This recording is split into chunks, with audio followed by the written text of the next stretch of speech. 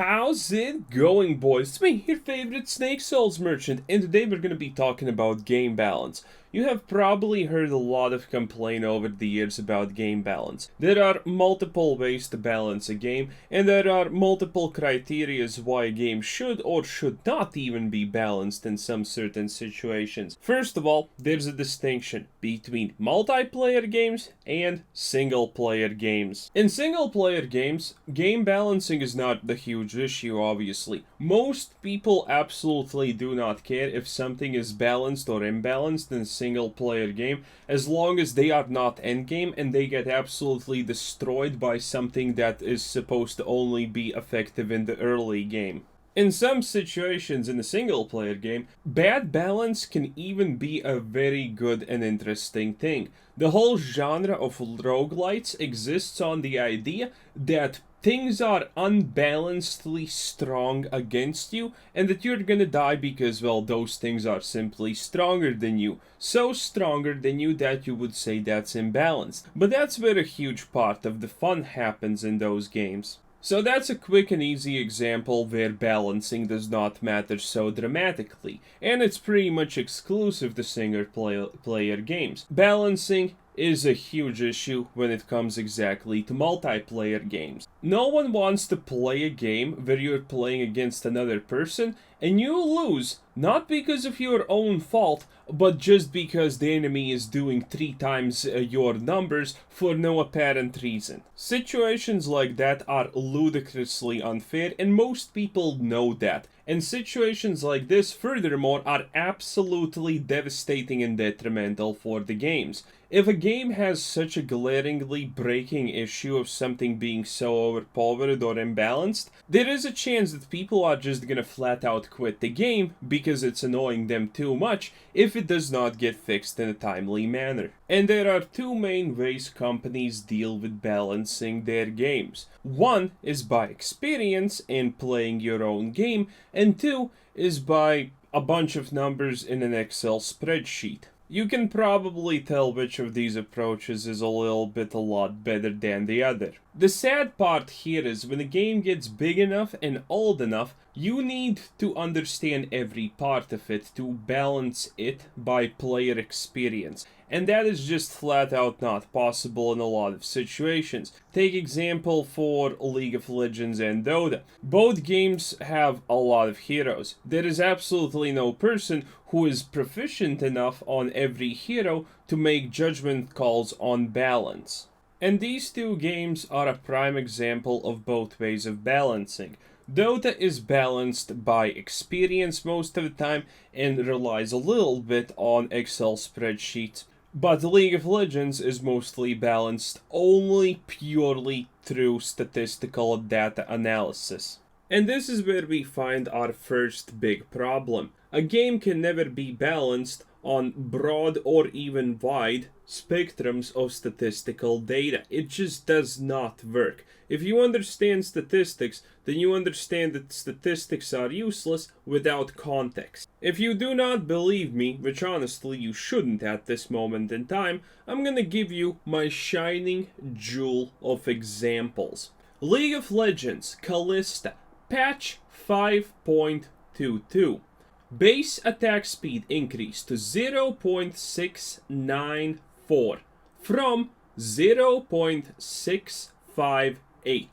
That is a balance change in the 0.00 percentile, which, if you understand anything, means that that won't alone have an impact even in 1 out of a billion games, which means that number had no reason to ever be changed in the first place. The reason why changes like this, meaningless changes, happen is because companies are looking at spreadsheets with data and they have a goal in mind, what they need to achieve, and then they make small adjustments distributed between smaller things. In League of Legends situation, it's things like attack speed growth, base attack speed, base damage, damage growth, start damage, armor, so on and so on and so on, which just flat out does not work in practice. And now the complete opposite example, Dota 2. There are these huge patches in Dota where the game pretty much just gets flipped right on its head. Everything you knew is no longer valid, and good luck relearning the game and how the meta plays. In one of these patches, Doom had a change. He had only one simple line of text. Base armor increased from 0 to 1. Other heroes had ability changes, reworks, mini reworks, new items were added, and so on and so on. But our good boy Doom only had one line, and it was a minor armor increase. And that was enough to completely change everything about the hero. This is what statistics never show you, the mentality of players and what actually happens. Statistics can reflect some of it, but it cannot show you the minute details on average. So, the armor change essentially did this. If Doom previously on level 1 was exchanging harass with an enemy support, both of you would be bruised. 0 armor, 0 mitigation. Your 700 HP at level 1 is essentially 700 HP. Every time you get hit, a higher chunk of your bar goes missing. Every time you hit the support, their HP goes missing. You only need 2 hits to see who will win the damage exchange and for who the damage exchange is good. And this allowed Doom to win a lot of damage exchanges. Well, previously, you would fight the support, he would be bruised, you would be bruised, you would both slowly regenerate, and you would rinse and repeat until there was a major change in situations. But that no longer happened. You see, with that one armor now, Doom won most exchanges. He won a lot of exchanges, in combination with things like level 1 Scorched Earth or a good jungle creep with Devolver. Now, you could flat out win the exchanges no problem.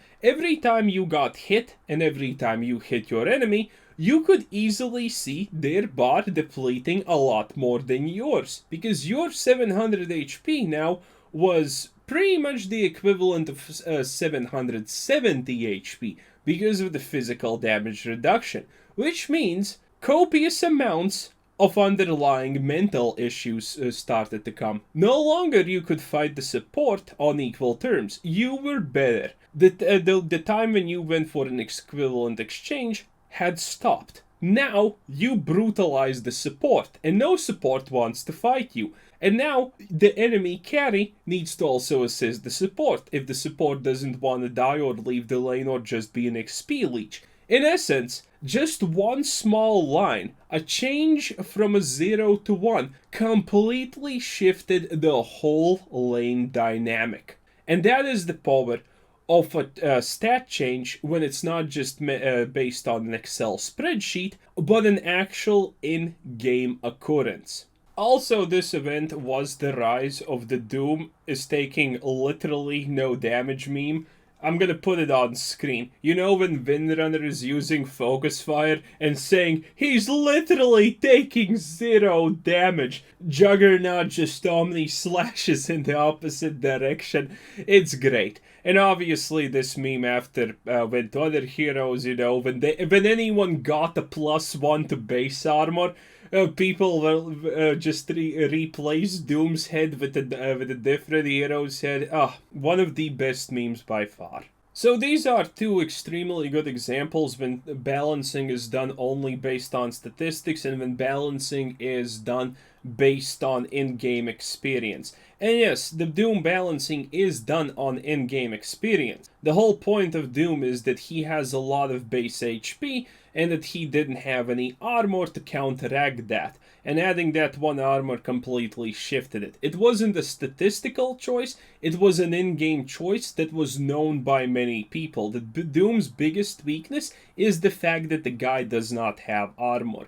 But now, there's a third example of balancing, and it's a game that probably everyone knows very near and dear to their hearts. World of Warcraft. World of Warcraft is probably the best, worst example in the history of gaming for a game balancing purely on statistical analysis. It is extremely hard to find someone in World of Warcraft who even ironically says that the game is balanced. The game is so poorly balanced that the people don't even joke about it. There is absolutely no balance between classes. There always exists a class that is on the top of the DPS charts, and there's always a class that's on the very bottom of the DPS charts. Same for tanks, same for healers. There is absolutely no cohesion between specs. One spec can be the best DPS, and the second DPS spec of the same class can be at the middle or even at the bottom of the DPS. PvP balance has not existed for years at this point. Every time a new expansion comes out, some class has at random a complete one-shot button that just can obliterate opponent in less than half a second if you don't see it coming. And sometimes they only need to press one button to make this happen. There is absolutely no balance in that. And Blizzard takes pretty much half a year to a year to fix the most egregious examples of this imbalance. And when I say fix, they don't actually fix anything. They just look at the average numbers for a spec for each ability that deals damage, and then they decide on a random ability that they just cut by 1/4, and that's what they call fixing. In reality, when they do this, in a lot of cases, that class, that spec, from the top 1 position in Arena or in PvP gets absolutely shafted to the bottom of the list. And the worst part about fixes like this is the fact that sometimes they don't even look at the full picture. You see, if there's complaints about some class one-shotting someone, they're not looking at the overlying factors, they're just looking at the pure number statistics of the damage dealt by that class. And maybe, for example, it's a 2v2 arena where a warrior is paired up with someone who does a debuff that amplifies damage by, let's say, like 10 or 20%. And because of that damage amplification, the warrior can one-shot someone, or the warrior is just doing too much damage because that's just too much efficiency and cohesion. And they cut the warrior. But the warrior is only good in pair with that one other class that applies the debuff. So they completely destroy a class without actually fixing the issue what caused it. And here's the kicker. It is impossible to balance a game like World of Warcraft, so everything is equivalently balanced by gameplay perspectives. You can only balance it based on average damage dealt stats and so on. Because to find someone who is so good at a class and so good with a particular spec to say that yes, this needs to be 10% or 20% stronger or weaker is borderline impossible. And that's when you get memes as great as Blizzard's ones. When there's a patch, an ability gets cut by 1/3 in power.